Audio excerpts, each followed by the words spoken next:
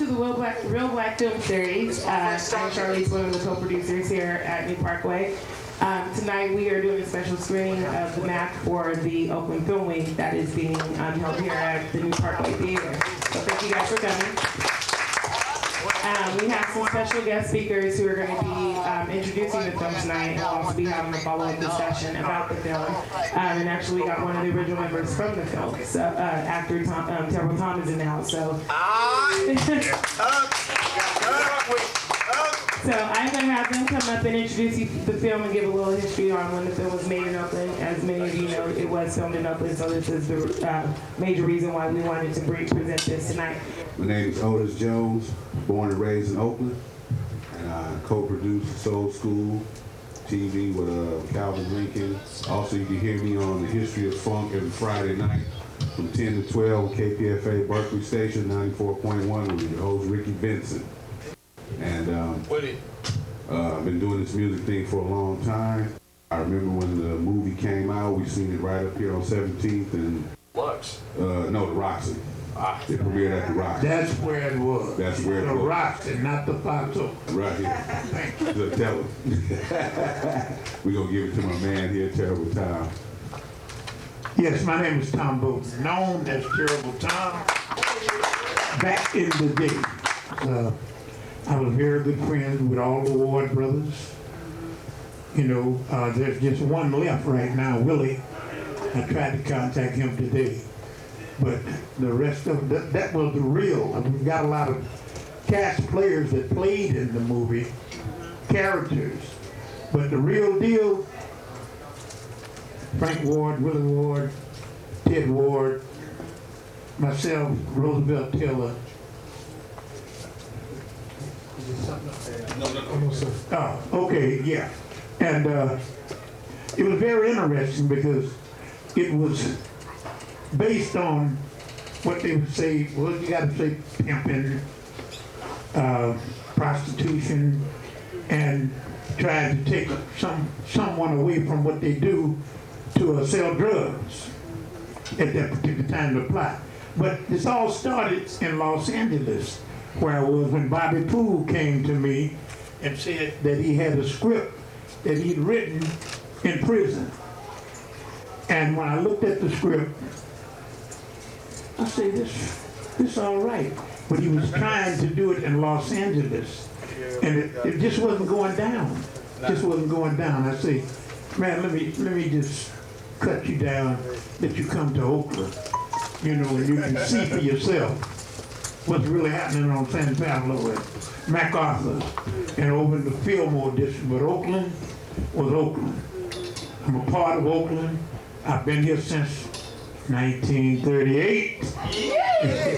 So, no shame in my game. I'm a living witness. Don't crack. I'm right here. So, I just want you to sit back and enjoy and reminisce on the movie because it certainly got me reminiscing. I talked to a couple of them today. Just one left. But I talked to Roosevelt and he believed it was a pastor of the church. I talked to him. I talked to Ted. He's a usher at the church. So it seemed like everybody turned their lives around full circle. Because I'm a Southern boy out of Louisiana. And I was raised in the church, but I didn't want to pick cotton. So I came to California. And here I am still today. So it was different back then. A lot different than what it is today. You know, we didn't have cell phones. We didn't, well, I did have a phone. I know the Sly had one and I had one. When it was that big, I did have a phone, to be honest about it. But the beepers came out, then the cell phones came out. Communication, but the beeper was the beeper. Cell phone you could really afford if you could afford that great big box. Attaché case, full briefcase. Okay, so look, I'm going to stop, let you know, back in the day, we're going to take you back. Thank you for attending. I think you've done a marvelous job. Give yourselves a hand. And thank you. We appreciate it, man. We appreciate it. And real quick, before we start, make sure that you stick around afterwards because we're going to get real deep into a lot of the balance on the one side, the dark side, and the light side, the musical perspective, like Willie Hutch and all the guys that put the tracks together and a lot of real deep stuff. So make sure that you stick around for that. Stick and stay. Don't go away. All right, thank you very much. We're just gonna have a short, brief discussion before we end the film, just to talk about how it resonated with you. I don't know how many of you guys have actually seen the film prior to tonight? Part of the family. How about Oh, many times. Being that person. How many of you guys are part of the family? yeah. Hello. We part of the family. You guys are part of the Ward family? The ward. The Ward family. So we got some members from the Ward family actually here too tonight. And how many of you are only seeing this for the first time? Okay. So we're going to introduce our speakers up. They're going to give you a little open history about this. And we got the Ward family house. So if you have any Q&A, we're going to have a short, brief discussion about that. So Also, too, I just thought about this, too. I don't know if you guys know this, but Richard Pryor lived out here in Berkeley and spent a lot of time in Oakland. And one of the things I like to bring up about Oakland, how important it was to Richard Pryor's career. Of course, we all know he's from Peoria, Illinois, but he went to New York in the early 60s, trying to be Bill Cosby, anybody who really knows Richard Pryor's story. And then he went up to like Las Vegas doing a lot of stand-up. And in one place in particular, the Aladdin Casino, he was opening up for Bobby Darin. And he had a meltdown because he wasn't himself.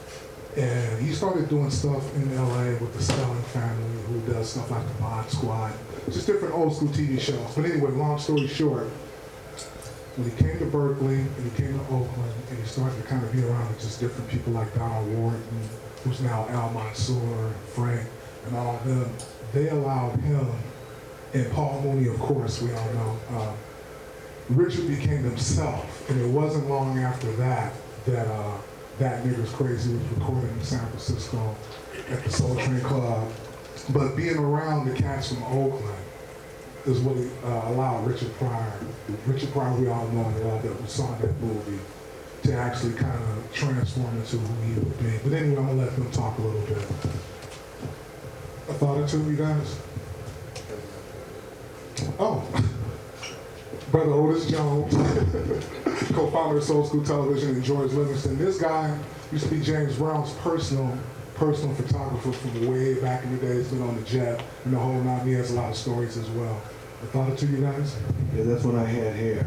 But, during the time, the reason that I wanted to be involved in this is because of Jay Payton. Jay Payton was the person that when I first saw this movie, I was out in Texas. I went to Jarvis Christian College, which is near Dallas, Texas. My girlfriend at the time, she had seen this movie so many times where she knew the dialogue, she knew backwards, you know. And so I went finally with her to see it, and as I was watching it, here she is going on with the vibe of the dialogue. So later on, I connected with Jay Payton about maybe 20 years ago. No, I don't say about a good 10 to 15 years ago.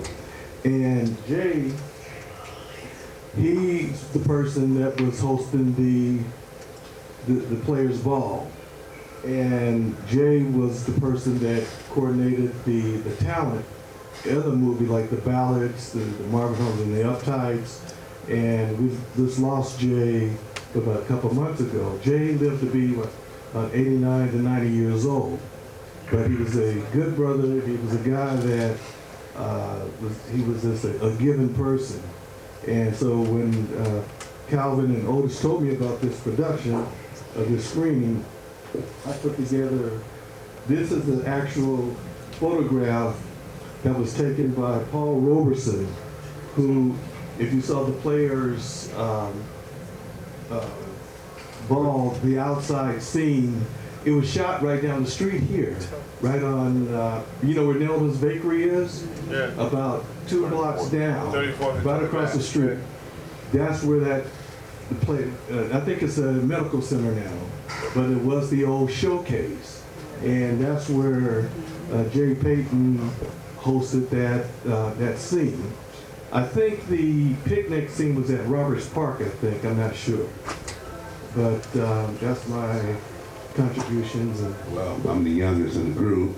All I can say is I grew up around some of the wars. I lived in an area between West Oakland and Berkeley and East Oakland. And my family, we all went to the Roxy when the movie first premiered over here on 17th and what's that, Telegraph. And like I said, I could just remember as a small kid everything that was going on here. And they showed a lot of these movies downtown, which are no longer, the movie theaters are no longer here. So when I hooked up with Calvin and George Livingston, we decided to do something to bring it back, to let everyone know where our heritage come from with the music and the fashion and the clothes and the dialogue and everything. It was just not fun. None of this was fun, because I've been in the streets too before, and you know, it's just, wow, it's just a blessing to be here to stand up in front of y'all and talk about this, you know.